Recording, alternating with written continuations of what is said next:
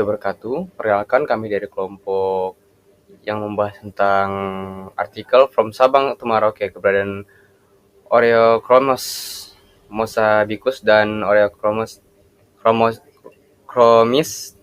niloticus, ikan tilapia non asli di Indonesia. Akan membahas rangkumannya. Yang pertama itu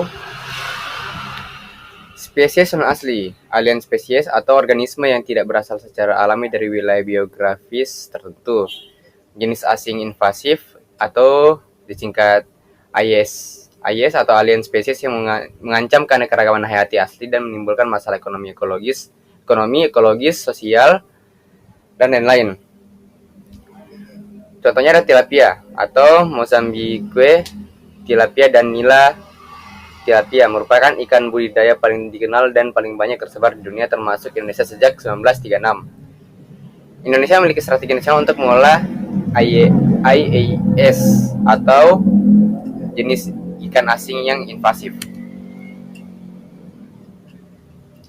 Tujuan dan metodenya adalah untuk mengidentifikasi dan memetakan distribusi Oreochromis mosambicus dan niloticus di Indonesia. Melengkapi data distribusi dari sumber data Citizen, Science, dan observasi lapangan. Metodenya itu pengumpulan data dari iNaturalist, GBIF, literatur, media sosial, dan pengamatan lapangan. Dan juga ada beberapa dari pemetaan berdasarkan kelompok pulau besar di Indonesia, seperti Sumatera, Kalimantan, Jawa, Sulawesi, Dataran Sunda, dan Maluku, serta Papua. Yaitu Sumatera. Wilayah dengan catatan terbanyak 26 rekaman. Ditemukan di pulau-pulau satelit seperti Sabang, Simeulue, Nias, Siberut. Habitat meliputi sungai, rawa, danau, kolam budidaya, dan daerah estuari. Tilapia merupakan ancaman serius terhadap 66 spesies ikan air tawar endemik Sumatera. Kalimantan dan Jawa. Kalimantan 19 rekaman, sebagian besar di daratan utama, 1 di pulau laut. Tilapia sebagai komoditas budidaya utama, sekaligus ancaman bagi ikan asli. Jawa 4 rekaman, pulau satelit, Pramuka, Bawean, Madura, Kangean. Tilapia dikenal secara lokal sebagai ikan nila atau ikan mujair. Jawa memiliki banyak spesies ikan yang sudah punah atau kritis. Selanjutnya, Papua. Pertama itu, tempat aman wilayah dengan keanekaragaman ikan air tawar asli dan tinggi di Indonesia. Budidaya masih sangat terbatas. Tilapia mulai dikenal sebagai komoditas budidaya baru. Terakhir, data dari dan riset masih minim, perlu pengisian jelas informasi.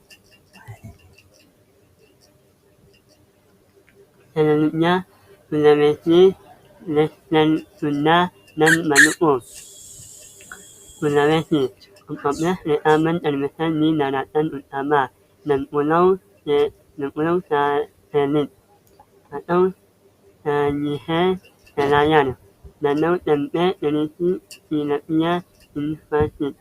Yang kedua, Lesser Sunda, 5 rekaman atau Flores, Sumba, Lote, Kupang, dokumentasi masih terbatas.